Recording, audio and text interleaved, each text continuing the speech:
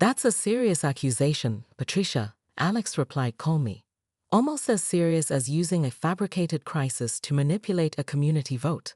Of course, only someone with experience in creating official-looking documents would be capable of such a thing. The room grew deadly quiet as Alex reached into his briefcase and withdrew a folder. Like, for instance, these pool approval permits that somehow have the city engineer's stamp, except the city has no record of these inspections ever occurring.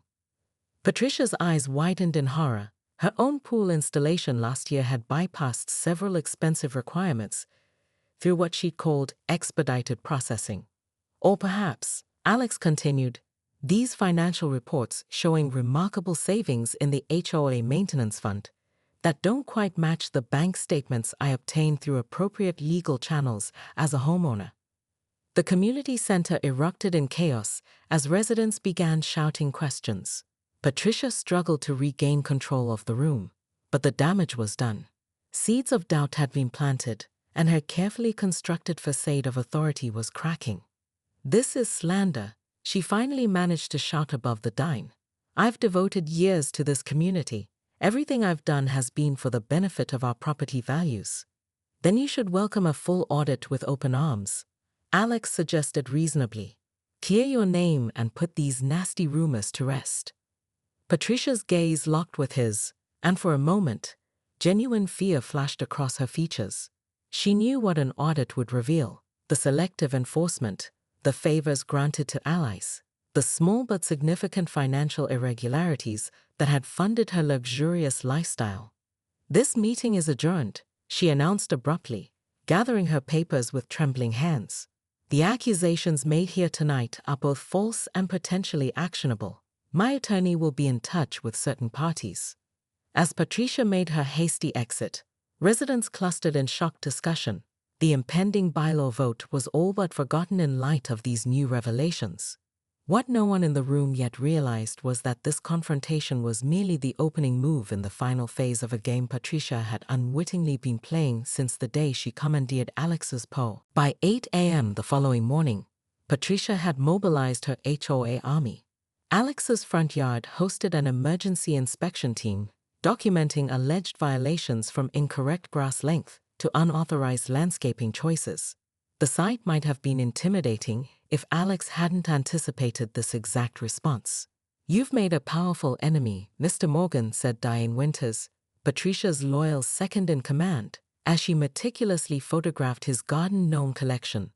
Patricia doesn't forget, and she doesn't forgive. Funny, Alex replied, sipping his morning coffee on the front porch. Those are exactly the qualities that make her such a beloved community leader. Diane's thin lips pressed together in disapproval, but she said nothing more as she continued her documentation. What Patricia and her minions didn't realize was that Alex Morgan hadn't achieved success as a cybersecurity consultant by being unprepared. For 2 years, he had maintained immaculate digital records of every HOA meeting, every selective enforcement of the rules, and every questionable financial decision Patricia had made. While Patricia was busy orchestrating her retribution campaign, Alex was in his home office uploading carefully selected documents to a shared drive for the HOA board members. Not everything, just enough to raise serious questions about Patricia's leadership style and decision-making processes. By noon, Patricia's phone was blowing up with concerned messages from board members. By 2, an emergency board meeting had been called for that evening. The neighborhood was buzzing with rumors. You have no idea what you've started, Patricia hissed, appearing at Alex's door unannounced at 3 p.m., a normally perfect appearance showing signs of strain. I built this community into what it is today. No, Patricia, Alex replied calmly. You've bent this community to your will. There's a difference. Her eyes narrowed. The board won't turn against me. I know where too many bodies are buried. Metaphorically speaking, I hope, Alex said with a slight smile. Though given your gardening enthusiasm, I've always wondered about that suspiciously lush section behind your azaleas. Patricia's face flushed red. This isn't over, not by a long shot. I wouldn't expect it to be, Alex replied, closing the door gently but firmly in her face. What followed was a masterclass in suburban psychological warfare. Patricia survived the emergency board meeting by shifting blame to the treasurer and promising a complete procedural overhaul. By morning, she had rallied her considerable support network and launched a whisper campaign suggesting Alex was unstable and potentially dangerous to the community. The neighborhood split into factions. Team Patricia versus Team Enough of Patricia's Nonsense. Longtime friends stopped speaking to each other. The community Facebook group became a battleground of passive-aggressive comments and not-so-subtle allegations. For his part, Alex remained strategically quiet, watching as Patricia overplayed her hand. When she attempted to have his pool classified as a public nuisance, requiring immediate modification, even her staunchest supporters began questioning her motives. "This has become personal for her," observed Robert Chen, a normally neutral neighbor, as he and Alex chatted over the fence. "Everyone can see it, and it's making people uncomfortable." "Patricia doesn't know how to back down," Alex replied. "It's both her greatest strength and her fatal flaw." The statement proved prophetic when Patricia took her most daring step yet, scheduling a special vote to amend the HOA bylaws with language that would grant the president expanded powers to address community emergencies without full board approval. Alex recognized the power grab for what it was, a desperate attempt to regain control of a narrative that was slipping away from her. Rather than confront it directly, he invited several influential neighbors over for an impromptu barbecue. Nothing formal, just a friendly gathering where conversation naturally turned to community matters. The emergency HOA meeting, scheduled for 7 p.m. that Friday, defied all expectations. The community center buzzed with tension as residents filed in, bracing for the confrontation that had been building all week. Local news vans parked outside, drawn by rumors of financial impropriety and neighborhood rebellion. At precisely 7 p.m., Patricia Kensington walked to the podium, her usual confident stride intact despite the circumstances. The room fell silent. Camera phones raised to capture what many expected would be either a defiant last stand or a humiliating concession. What followed was neither. "Good evening, neighbors," Patricia began, her voice steady. "Before we address tonight's agenda, I'd like to share some personal news. After 6 years serving as your HOA president, years I count among the most rewarding of my life, I've decided it's time for new leadership and new ideas." A wave of murmurs swept through the audience. This was not the Patricia they knew, the fighter who never conceded ground. "Effective immediately, I am stepping down from the board entirely," she continued. "My decision is personal and has been contemplated for some time. Clearwater Heights deserves leadership that reflects its evolving needs and perspectives." From his seat midway through the room, Alex watched with carefully concealed surprise. He had expected Patricia to take his offer. Her pragmatism had always been her defining quality. But the genuine emotion now creeping into her voice was unexpected. "I won't pretend my tenure has been without controversy," Patricia acknowledged, departing from the script Alex had anticipated. "In my determination to maintain what I believed were essential standards, I recognize now that I sometimes prioritized rules over relationships, property values over people." The room remained stunned as Patricia continued her uncharacteristically reflective remarks. This wasn't just a strategic retreat. Something fundamental had shifted. "Recent events have provided an opportunity for personal reflection," she said, briefly meeting Alex's gaze across the room. "While I stand by many of my decisions, I acknowledge that my methods have created division where there should have been community." By the time Patricia concluded her remarks and officially tendered her resignation, the mood in the room had transformed. The anticipated satisfaction of seeing her dethroned was replaced by something more complex, a collective recognition that even the most difficult neighbors are still, ultimately, neighbors. In the days that followed, Clearwater Heights began a careful healing process. An interim board was established with broad representation. The controversial bylaw amendments were permanently tabled. A community audit revealed financial irregularities that, while concerning, stopped short of criminal, exactly as Alex had suspected. Patricia maintained a low profile, appearing occasionally at the neighborhood coffee shop or on her daily power walk. Residents who encountered her reported polite, almost humble interactions, so different from her previous imperious manner that some wondered if she'd suffered a minor stroke.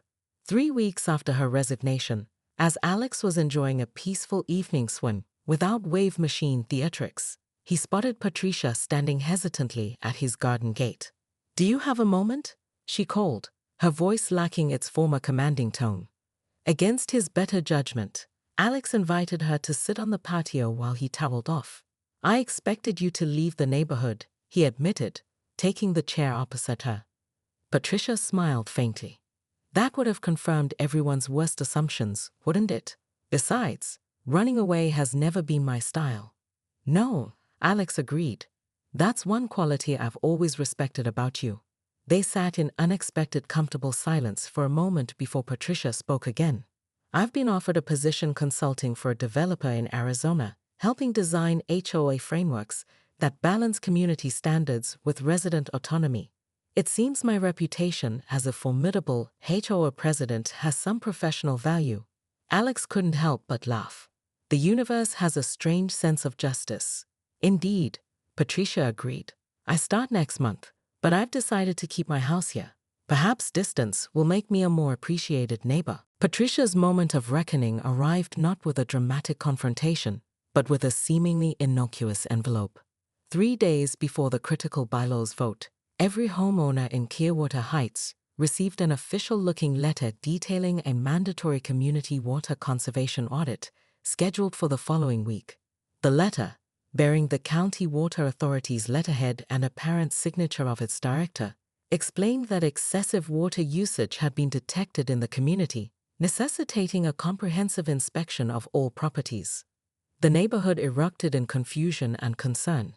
Water bills in drought-prone California were already astronomical, and additional restrictions would be financially devastating for many households. Within hours, Patricia's inbox and phone were flooded with panicked messages from residents demanding she use her connections to fight this governmental overreach. Patricia saw opportunity in the crisis. This was her chance to be the community's savior, to remind everyone why they needed her leadership. She immediately called an emergency meeting at the community center, positioned herself at the podium with practiced authority, and addressed the anxious crowd. "I've already been in contact with my personal friend, County Supervisor Williams," she announced with confident superiority. "He's assured me that as Clearwater Heights representative, I can negotiate an exemption if we demonstrate our existing conservation efforts." The room filled with relieved murmurs as Patricia continued outlining her plan to save the community from bureaucratic persecution. She was in her element. Crisis management was where she shined brightest. "Furthermore," she continued, "this situation perfectly illustrates why the bylaw amendments I've proposed are essential. Had I already possessed the emergency powers we're voting on this Friday, I could have taken immediate action without waiting for this meeting." From the back of the room, Alex watched with quiet amusement as Patricia painted herself as the neighborhood's only hope. He had anticipated her reaction with almost mathematical precision. The letter, a complete fabrication created with his graphic design skills and knowledge of municipal formatting, had served its purpose perfectly. What Patricia didn't know was that several real county officials were now in attendance, having been alerted by concerned residents. Among them was a water authority representative who was increasingly confused by discussion of an audit program that didn't exist. Just as Patricia was reaching the crescendo of her speech, promising exclusive treatment due to her extensive network of influential connections, the water authority official stood up. "Excuse me," she said, raising her hand. "I'm Jennifer Martinez from the County Water Authority, and I'm afraid there must be some misunderstanding. We have no audit program currently in operation for residential communities." The room fell silent. Patricia's smile froze on her face. "That's impossible," Patricia insisted, her voice tight. "I have the official letter right here." Ms. Martinez examined the document, then frowned. "This isn't our letterhead, at least not our current one. And that's not Director Abernethy's signature. I believe this letter is fraudulent." The mood in the room shifted instantly. Confusion gave way to anger as residents realized they'd been manipulated. Who would do something like this? someone demanded. All eyes turned to Patricia, who looked genuinely bewildered. Why are you looking at me? I received the same letter you all did. Obviously, someone is trying to cause panic in our community. From his position against the back wall, Alex stepped forward. Actually, I think we should be asking who benefits from community panic right before a vote that would grant them unprecedented power. Patricia's face drained of color as understanding dawned. You, she whispered. You created the fake letter. Patricia Kensington had always prided herself on her ability to recover from setbacks. The morning after the disastrous community meeting, she rose at 5 a.m., applied her makeup with military precision, and prepared for war. She had weathered challenges to her authority before. This would be no different. Her first call was to James Wheeler, her attorney and occasional confidant. I need you to draft cease and desist letters to Alex Morgan and anyone else spreading these ridiculous allegations, she instructed, her voice calm despite the circumstances. And I want options for a defamation suit on my desk by noon. Patricia, Wheeler replied hesitantly, before we proceed, I need to know exactly what documents Morgan might possess. Litigation opens you up to discovery, and… Just do your job, James, she snapped. I pay you to solve problems, not create them. Next, she methodically called each HOA board member, working her particular magic, a blend of veiled threats, sympathy-inducing victimhood, and reminders of past favors. By 10 a.m., she had secured tentative commitments from a majority to support her through this targeted smear campaign. What Patricia failed to notice during her counteroffensive was the unusual activity at the clubhouse. Community members were gathering spontaneously, without her knowledge or approval, something unprecedented in the 6 years of her presidency. Inside that meeting, Alex was carefully avoiding any appearance of leading a coup. Instead, he had positioned Margaret Wilson, a respected retired judge and longtime resident, as the voice of reason.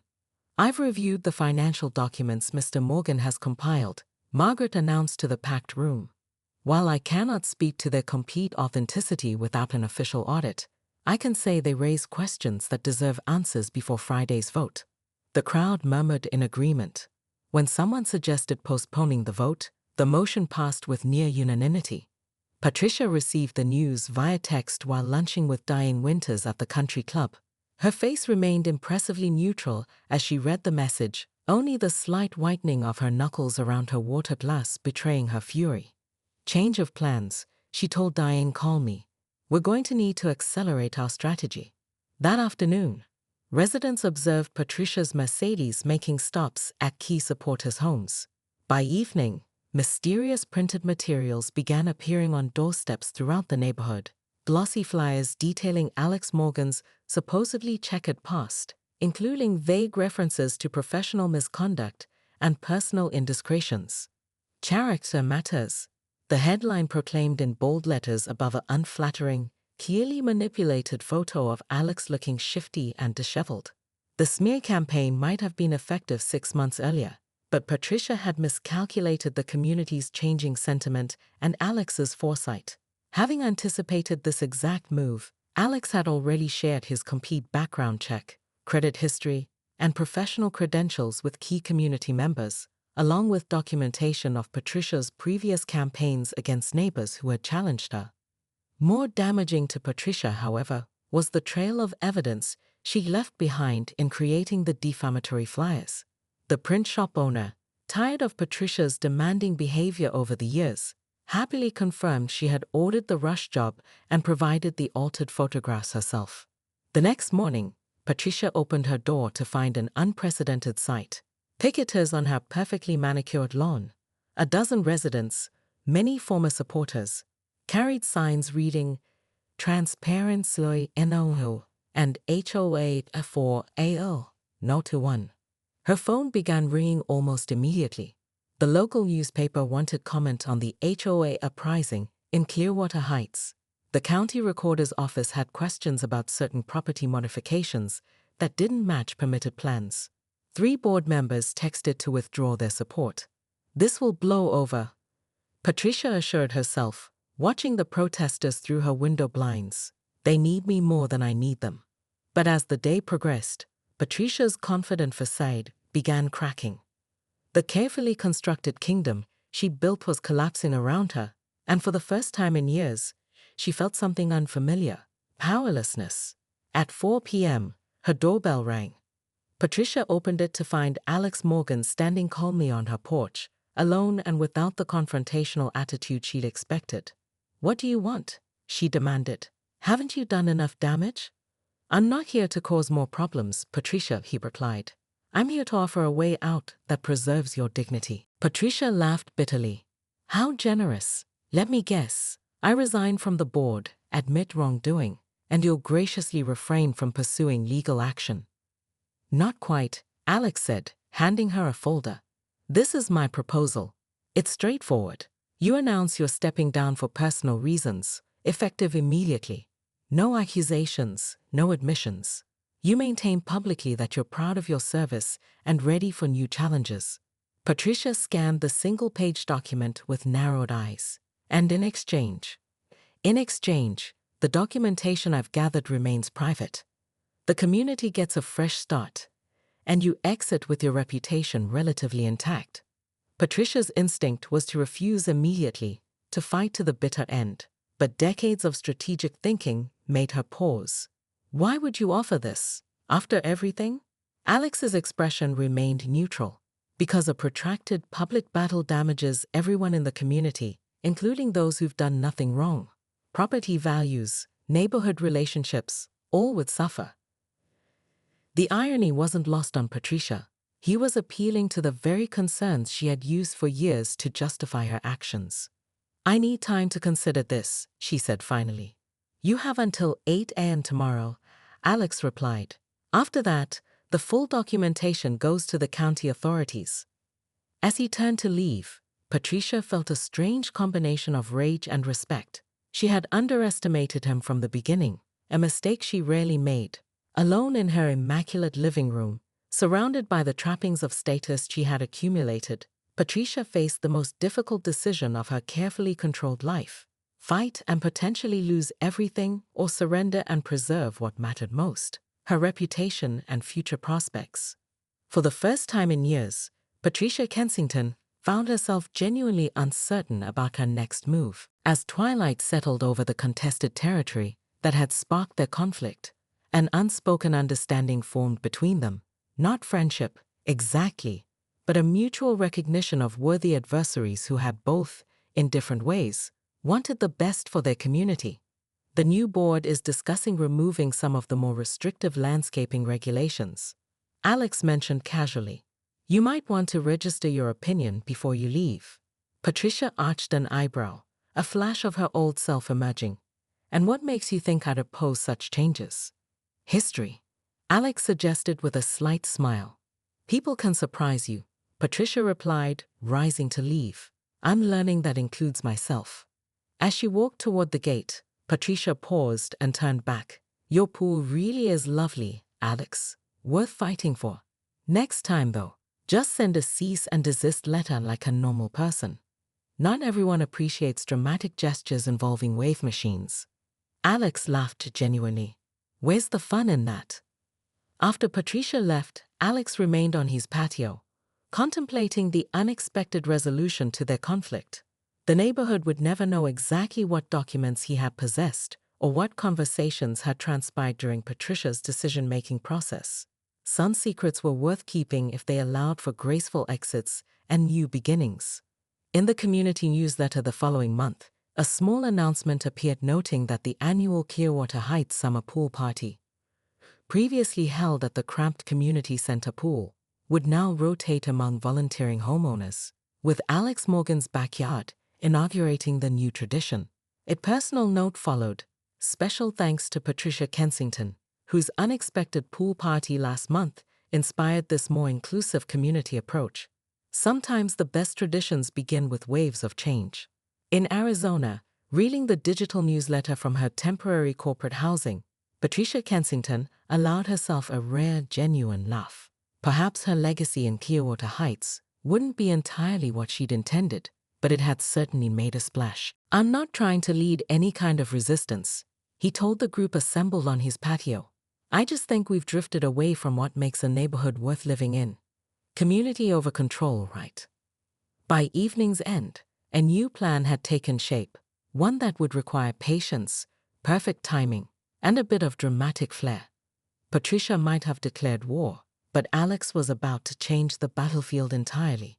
As his guests departed, Karen Phillips, no relation to HOA Karen, and in fact one of Patricia's most vocal critics, lingered behind. "She'll destroy you if she can," Karen warned. "I seen her do it to others who crossed her." Alex nodded thoughtfully. "Probably. But here's the thing about people like Patricia. They're so focused on winning that they sometimes forget to watch their footing." "What does that mean?" Karen asked. Alex smiled enigmatically. "It means the next HOA meeting should be very interesting."